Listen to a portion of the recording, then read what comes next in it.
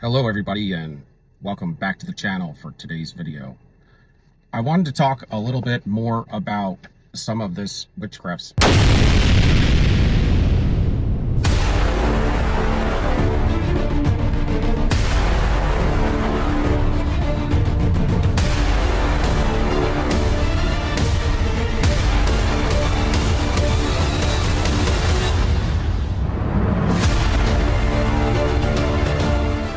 How people get connected and binded to each other.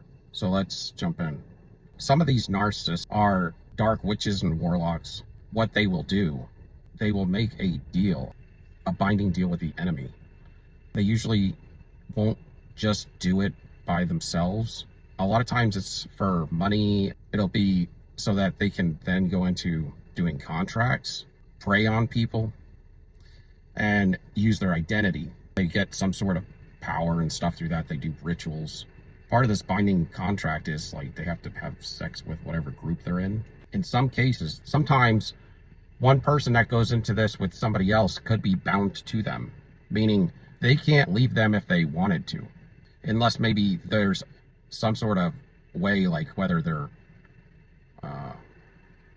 in prison or something.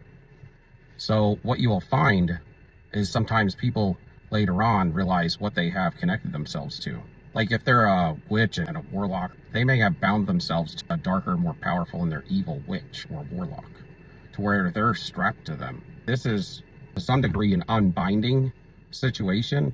I don't know even how you get out of it, but it's a very powerful type thing because these individuals, it's not like they took somebody and bound them without them knowing through trickery, which is a way of recycling. You can recycle and reuse some spelling in some cases. If the person's going to stay susceptible to it down the road, you might could reinstitute it.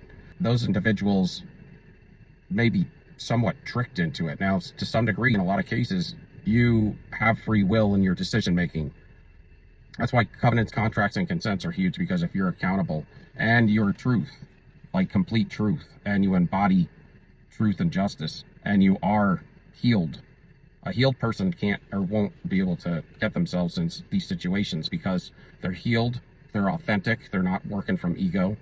They're going to be revoking, and they would have to understand, they're going to understand consents, covenants, and contracts, that everything that you do, anywhere that you send your energy, anywhere that you place yourself, any person that you make agreements with or transactions with money is going to be a consent.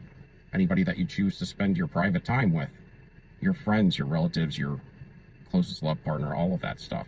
There's stuff that you can do verbally, you can do through time or through finances that will bind you, or through spelling if you agree to do some satanic, spell or something. So sometimes people will get themselves bound to another evildoer, two evil people, but maybe one of them finds out later that this covenant that they made, they may be not a good person, but they may not be as evil as this individual is that they bound themselves to. Kind of like they realize later, like, man, I shouldn't have sold my soul, that kind of thing. Because now it gets hectic. It got hectic because now what they said was going to happen didn't happen. And that's how the enemy is. And most of us know that, but the people that get themselves in these situations obviously don't ever think too far into the future or to the character of whatever they're chasing. Sometimes it could be just money to start, or they want to collaborate with somebody, so they go into these things and end up being broke and poor. Their ego is in the gutter. I mean, what they're known for, I should say. Their character is crap now. And they're still bound to an individual because they made this covenant that was a real bad idea. And it's kind of like you could be stuck. And then this is when those covenants and contracts can come into play, that maybe you had positioned yourself in this thing thinking you were always going to have fun and games throughout your life. And maybe you didn't care about your soul. That's one thing, and that's horrible. But then when things don't start working out for you because maybe you went against the wrong individual, and God had grace on that individual, now you have to pay. Yeah, and paying could be you having to give yourself up to do different things that maybe you don't want to. And what comes with this also is a lot of times heavy addiction, because these individuals find out what they have done and they want to forget about it, or they have to do things. They have responsibilities to an evil force now that they are bound to. Now, I do believe God can break any covenant. God can break any covenant as long as your heart is right. And I'll say that even for the narcissist. If there's a narcissist out there that can somehow get their love back, their love sectors, and because what comes with the love sectors also comes with, they can forgive truly, and they can truly apologize and ask for forgiveness and know they're not a god, and know that they're just a mere man or woman like the rest of us, and that we all make mistakes. If they can get to that place and point in time, then they can get healed, fixed, and saved. But I don't think that it's very likely. I'll say that. But that's always for God to decide. But I wanted to talk a little bit about ways that sometimes you can get in trouble in these situations. Not in relation to that. I wanted to go over that because this is all for entertainment purposes. But, people do things that they shouldn't do. And then when they've gone full contract into something, and I don't know the details, but I do know certain things are out there, and we need to know what we're dealing with. So when sometimes individuals try to come back to you, or they try to come back into your good graces, I'm speaking on this because if one of these individuals are somebody you have seen, right? And then they come back trying to re-hoover you, and maybe you've done that before.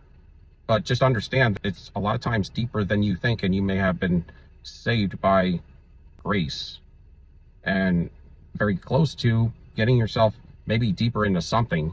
Not that you would make a covenant or a contract, but you could be allured into getting put under some kind of trickery or spell and taking an individual back that has.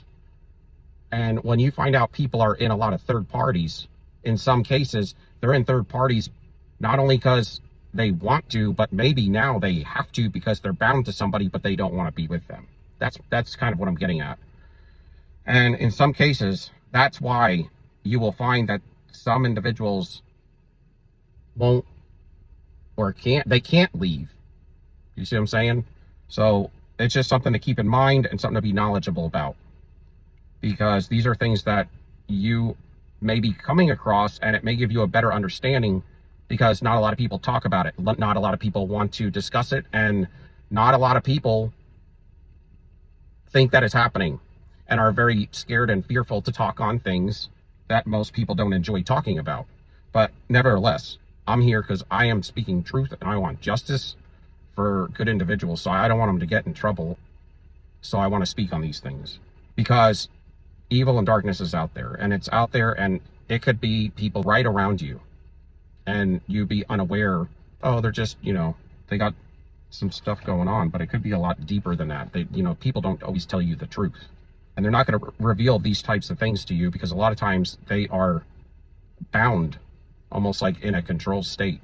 So they will come back and try to re-hoover you, but just keep in mind they could be bound to some dark individual that they're not explaining to you. And sometimes they will do things to get them to where it's almost like they're now rooted through the authority of some other individual, because people do things and trick people, but people also go into agreements knowing what they're going into, and those are different. There's different prices to pay for that. And in the case of binding yourself to something or to somebody that is evil, and you knowing it and knowing what you're getting yourself into, has a deeper price to pay for it. But a lot of times when they come against you, or things you have to deal with, like for instance, the generational curse situation. Generational curses down to the 4th generation, it talks about in the word. I think it's in Leviticus, but it talks about how people have to deal with, a lot of times, their genetics from whatever has happened in the past down to the 3rd and the 4th generation. And sometimes and a lot of times it's a type of generational curse that you're brought up under. And a curse can always be broken if it comes through generationally. But you have to seek truth and justice and with the Lord, and get to know him and understand boundaries, covenants, consents, and contracts, and to live pure and to love yourself. These types of things, because if you don't have these things, it makes it difficult to break a generational curse, because it comes upon you from birth. You're going to be brought up, and it's going to be rooted in your generations, meaning the ways about a family. When you're grown up from it since birth, you can think that it could be innocent or healthy, or you should get your intuition to explain things to you. God should show you that something's not right. But unless you think for yourself and really be a truth seeker, you will stay in under that generational curse. But that's out of choice, because anybody can break a generational curse. But a lot of times it's from foundational things in a family unit. And it could just be, well, that's the way we do things, or they may promote something that's not good, or they may have excuses for a livelihood or a way, or ways that they operate, and it's not right. It's not just towards other people. It's not just, and it's not pure in the Lord's eyes. So generationally, things like that can occur. Evil foundations. That's what it is. Foundational things in your life that were built on evil. And somebody else may know that bad choice for somebody to do, but if you grew up in it since birth, you're going to have a tougher time maybe figuring that out, possibly, because you don't know. It's kind of like it could be intertwined to some degree into your thinking. But when you get saved, a lot of this stuff is brought to the forefront. So I'm not taking power away from God. So I want to make sure that that's clear. So when people are givers, as far as when people give to certain places and churches and things, what could also have a negative effect on you is if you're giving to a wrong church or organization or whatever. So it's something to think about, because what happens is you'll get witchcraft, witches, and warlocks placed in certain churches and things where people think that they're good places, and you have to have discernment for that. I'm not saying not to give. Giving is a blessing, and it will bless you if it's given out of your heart and not out of what you're going to get in return. Because a lot of people believe that, well, I'm going to get blessed because I'm blessing somebody. No, it should be that I want to give to something that the Lord is doing, and I'm not expecting anything back because I'm giving out of the goodness of my heart. And a lot of times people will give with the wrong intention, or they will give to the wrong type of organization. I mean, and it can look very Christian or whatever, but you have to sort that out and use your own discernment, because if you're giving to the wrong place, it could actually be cursing you, because you're blessing evil. So that's something to be careful about. That's why you find sometimes throughout over numbers of years that some people have gone down in big churches and organizations, and then find out down the road after so many years have gone by and this thing has progressed into the gutter, you find that what was happening behind the scenes wasn't very godly at all. Covenants are huge. So when you make covenants with people, they're agreements. They could be agreements in work. It could be personal. It could be love partner. Anything, your money, your time, and who you choose to hang around, who you choose to talk with and collaborate with. If they're not godly, then you don't want to agree on any kind of covenant with them, because now for a time in a situation of an agreement, it could be anything, business agreement or something, you're going to be attached. And when you're attached to an evildoer. How do you get blessed from that? Because what you're doing is going to be intertwined with evil. And typically evil will be in control of it, not you. When an evildoer wants to put stuff on you, evil things, it's good to pay attention, because they will try to affect your foundational things, like where your money, which would be your job. It could be for you to be sick, so out of shape, to make you lazy. It's kind of like the 7 deadly sins talked about in the Word. It would talk about the sloth. Well, they're not going to make a whole lot of money, or they're not going to have drive to do anything good, because they're not very motivated. So it could be stuff to affect your motivation, your clarity, and your creativity. It could be your finances. It could be your relationships. So it could be like something to get you sick, or something to get you hurt. It could be something to affect your finances, or to affect your motivation. They just do different things. They will try to affect your seeds, the seeds that you're planting. You could be planting a small seed on a daily basis, and they will try to go behind there and to steal it out from under you or to curse it.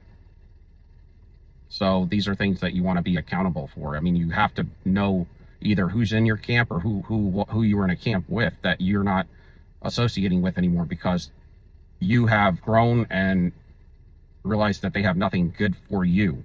Now, you may have been out of that covenant or contract or consent for a long time. That's why a lot of times when you leave somebody that you find out or realize has not been good for you, because you've woken up like a narcissist. So you leave the narcissist, but there could be a lot of negative reaping still that comes to hit you in the next 6 months to a year, right? So you're wondering, why aren't I getting good benefits and things? Well, you will get some, but you'll have to have, a lot of times you'll have to go through turmoil as well, which also could get you, if you're not strong enough, to go back to an evildoer. But that's not the thing. A lot of times what happens with good individuals is right when they're on the brink of breaking free from something, then that's when they can get to a place to where they feel like they can't go any longer, and they go back. And that's when they get kind of like recursed, because they gave up on something they shouldn't have. And so you need to do whatever it takes to keep yourself covered, and to not let anything evil in, words from people, or people that try to come back into your camp, or people that try to befriend you or to make financial deals with you. Any of these types of things, you got to be careful, because these are ways where once they can poke a hole in that and get through that boundary, then they can break you up from the inside out to some degree. And it's just something to be clear about, because these are a lot of ways, and they're subtle.